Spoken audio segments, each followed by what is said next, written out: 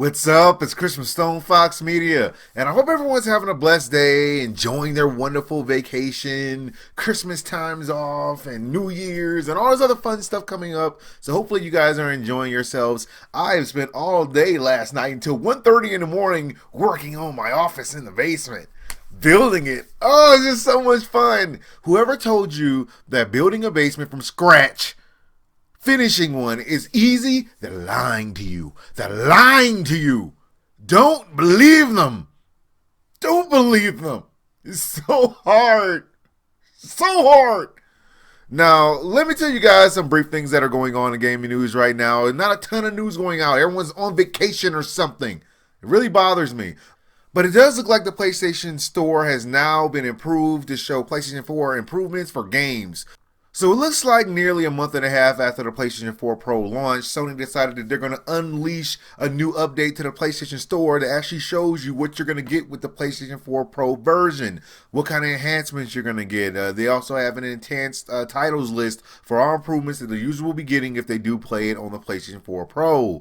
The changes take effect right now, but as of right now, they're only first-party games, only the games that Sony has something to do with. All the other third-party titles, it looks like they will have to work on updating their own listings. And it just says PlayStation 4 Pro HD, which is basically them saying that it's not 4K, but it's higher than 1080p. So congratulations, Sony, for updating your stuff, but half updating the stuff because you're making everybody else update their own stuff. Great job. Now, moving on from that, and this is some news I'm particularly alarmed about because it does look like Nintendo has basically messed up. So, the Nintendo Switch will not feature a user-replaceable battery. I told you this was going to happen. So it looks like so far there was a FCC filing that was discovered earlier this week by Engadget, and it does point to a plan by Nintendo to offer a battery pack for the Nintendo Switch that cannot be removed. Basically eliminating the chances of you popping out the battery and inserting another battery pack so you can basically continue to keep playing. Okay. I could read this whole entire thing and tell you guys about all the blah, blah, blah, blah, blah. I put the link in the description. Here's the problem here. We all know that as you have a device, you could have a cell phone, you could have a tablet, you could have a laptop, you could have a you name it.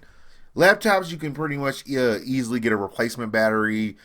But when it comes to tablets and cell phones and things like that, like this one has to be like glued out, like hot glued, and take the actual one out of this Samsung one that I have because it's waterproof.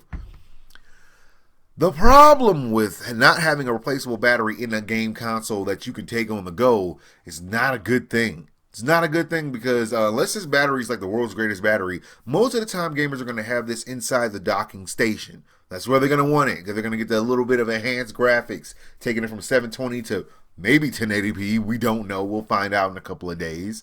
But it's going to be there. And as it's there, it's going to constantly charge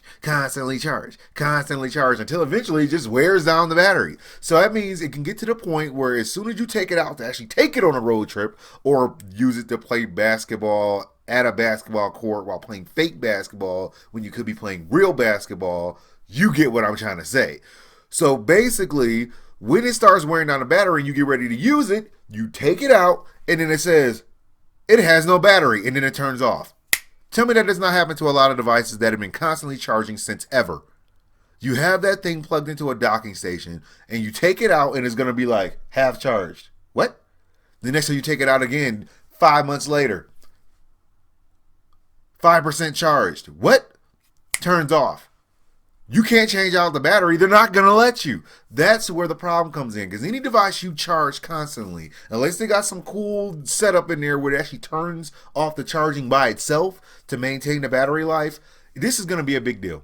So I don't think this was a very smart idea by Nintendo. It was actually pretty much laziness. You can take the battery pack out. I don't know why you didn't make it so you could. I don't know why. It's not waterproof. Is it waterproof? I don't know. But we'll find out in a couple of days. But yes, that is only a debacle that only Nintendo can do because they don't think about things like that. I don't know why. Well, that's all the news I got for you guys right now. Like, subscribe, follow me on Twitch, Twitter, and Facebook so you know as soon as my news becomes available. Thank you guys for watching. God bless, and I'll holler at y'all later.